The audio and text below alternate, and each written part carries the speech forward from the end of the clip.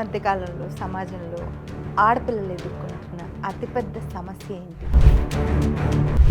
ఇదివరకు work pressure కానీ చదువుల విషయంలో కానీ జాబ్ విషయంలో కానీ మగపిల్లలు ఎక్కువ స్ట్రెస్ ఫీల్ అయ్యారు. అంటే వాళ్ళ కాళ్ళ బట్ ఇప్పుడు ఏంటంటే ఆడపిల్లలు కూడా ఈక్వల్ ఒక్కొక్కసారి ఎక్కువ ప్రెషర్ తీసుకుంటున్నారు. నవీన గారు ఎలా ఉన్నారు? బాగున్నారు. ఈరోజు ఫస్ట్ క్వశ్చన్ ఏంటంటే, ఈ మధ్యకాలంలో సమాజంలో ఆడపిల్లలు ఎదుర్కొంటున్న అతిపెద్ద సమస్య ఏంటి? చాలా ఉన్నాయి, అతిపెద్దది. ఈక్వాలిటీ కోసం, ఈక్వాలిటీ అనే దానికన్నా కూడా they want to stand on they own feet. Like ఇదివరకు వర్క్ ప్రెషర్ కానీ చదువుల విషయంలో కానీ జాబ్ విషయంలో కానీ మగపిల్లలు ఎక్కువ స్ట్రెస్ ఫీల్ అయ్యారు. అంటే వాళ్ళ కాళ్ళ మీద వాళ్ళు నిలబడితే ఒక ఫ్యామిలీని రన్ చేయాలి, అప్పుడే పిల్లనిస్తారని కూడా అనేవారు కదా. అవును, పిల్లవాళ్ళంటే ఉద్యోగం ఉండాలన్నట్టు ఉండేది.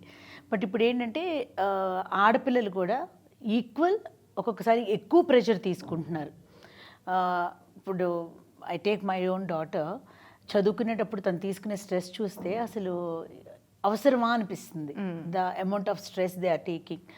సో ఆ తర్వాత ఉద్యోగం కోసం, ఆ తర్వాత వెళ్ళిన వర్క్లో కాంపిటీషన్ కానీ అక్కడున్న ఇన్సెక్యూరిటీస్ కానీ మగపిల్లల కన్నా ఎక్కువ డీల్ చేస్తున్నారని అనిపిస్తుంది. మగపిల్లలకు వచ్చేసరికి ఏంటంటే ఈ challenges like external challenges like చదువుకోవటం, ఉద్యోగం సంపాదించడం, సెక్యూరిటీ ఆఫ్ జాబ్, కాంపిటీషన్ ఒక ఎత్తు అయితే, వీటికి ఎడిషనల్గా వాళ్ళ సెక్యూరిటీ, ఆడపిల్లలు కదా ఎండ్ ఆఫ్ ద డే, వాళ్ళ ఓన్ సెక్యూరిటీ, చుట్టుపక్కల ఉన్న వాళ్ళ దగ్గర నుంచి వాళ్ళని వాళ్ళు కాపాడుకోవటం, లాట్ ఆఫ్ థింగ్స్, సోషల్గా, ఫినాన్షియల్గా, in all other means they are dealing much more than the boys అనిపిస్తుంది చూసినప్పుడు.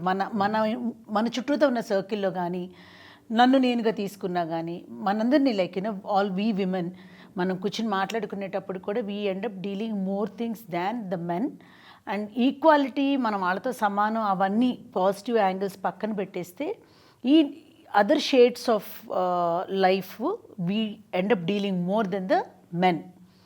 సో అది మనం ఇప్పుడు few days back we had a discussion, like మా ఫ్రెండ్ సర్కిల్లో కూర్చొని మాట్లాడుతున్నప్పుడు, మెన్ అండ్ విమెన్ కపుల్స్ కూర్చున్నప్పుడు, మన పేరెంట్స్ అంటే లైక్ మై ఏజ్ గ్రూప్ కూర్చున్నప్పుడు మా పేరెంట్స్ దగ్గరికి వచ్చేసరికి మేము ఇచ్చిన కంఫర్ట్స్ కన్నా తక్కువ కంఫర్ట్స్ ఇచ్చారు అప్పట్లో.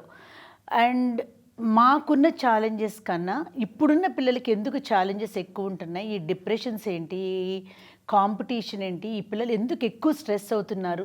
మనకి రెస్పాన్సిబిలిటీ ఉండేది మన కాళ్ళ మీద మనం నిలబడాలి అని.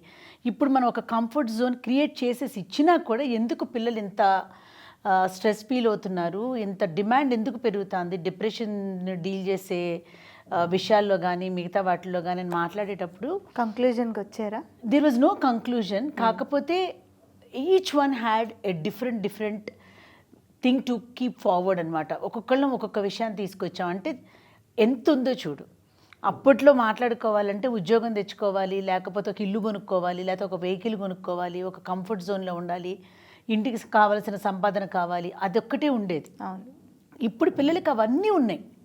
మెజారిటీ లైక్ ప్రాబబిలిటీస్ పక్కన పెట్టేస్తే మెజారిటీ అన్నీ ఉన్నాయి. ఉన్నా కూడా they are dealing so much of stress when compare to that generation people. అక్కడ ఏమీ లేకపోయినా ఇక్కడ అన్నీ ఉన్నా they are dealing with more stress, mainly because అమ్మాయి అయినా అబ్బాయి అయినా ఇంట్లో ఉన్న వాళ్ళందరూ కూడా పని చేసుకోవాలి, బాగా చదువుకోవాలి, తమ కాళ్ళ మీద తమ నిలబడాలి, ఇంకా ఎర్న్ చేయాలి, ఇంకా ఏదో సాధించాలి, ఇంకా ఏదో దెర్ ఇస్ సో మచ్. సరిపోవట్లేదని కాదు Rupa, it's not for money, that's what I'm trying to say. Self achievement అని చెప్పాలి, కరెక్ట్గా చెప్పాలంటే. They want to prove something, they want to stand on their own.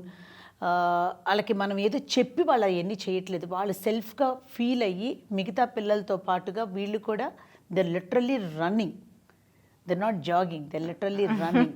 So ఇప్పుడు నువ్వు అన్న క్వశ్చన్లో నుంచి నేను కొంచెం డైవర్ట్ అయ్యాను. ఇన్ కామన్ పిల్లల గురించి మాట్లాడతా, బట్ ద సేమ్ థింగ్, ఆడపిల్లలు are ending up dealing little more challenges, mainly because they are girls. Right.